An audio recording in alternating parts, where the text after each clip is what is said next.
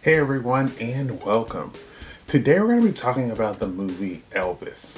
Fun fact, as popular as Elvis was, he actually never performed outside of North America.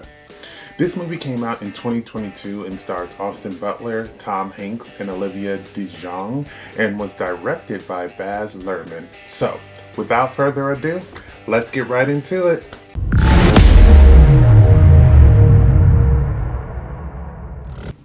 Elvis tells the life story of the king of rock and roll, Elvis Presley.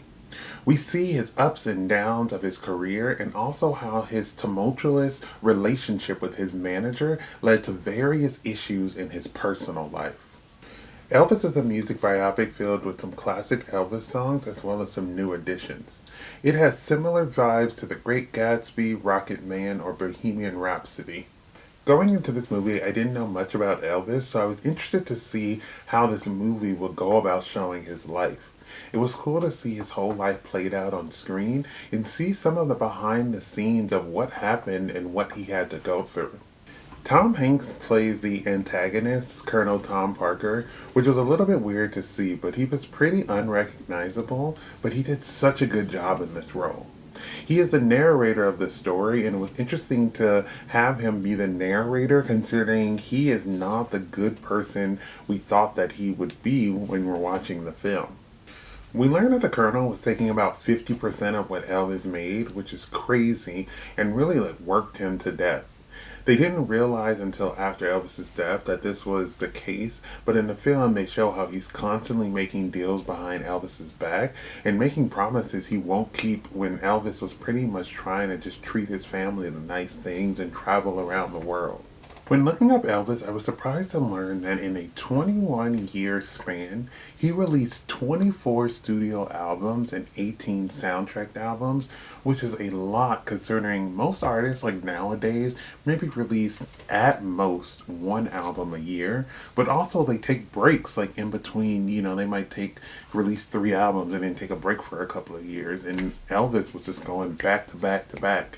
I wish the film would have mentioned it, to further show how overworked he was, but also to show how Elvis was able to sell so many records because he was producing so many options for people. One thing I've always known about Elvis is that his legacy within the black community is an area that's often filled with a lot of discourse. The film chooses to show the viewer that he was influenced by black music, and that's definitely a big part of who he is. While Elvis may have been influenced by black artists, his covering of songs and, the dance moves that he, learned from other black artists without actually acknowledging that it came from said specific black artist and how him being white benefited in, the covers of his songs being popular is definitely cultural appropriation, which is defined as the unacknowledged or inappropriate adaptation of the customs, practices, ideas, etc. of one people or society by members of another, and typically more dominant people or society.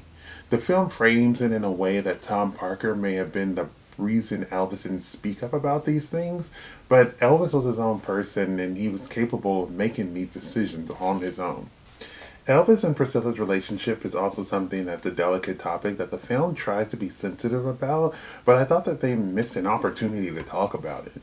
They show how Elvis and Priscilla meet when Elvis was in the army, but what they don't mention is that Elvis was 24 and Priscilla was 14 when they met. I think it's important to not only show the relationship, but show how he knowingly went after this underage girl and eventually had her move into his house while she was still in school, which is all just weird for someone of his age.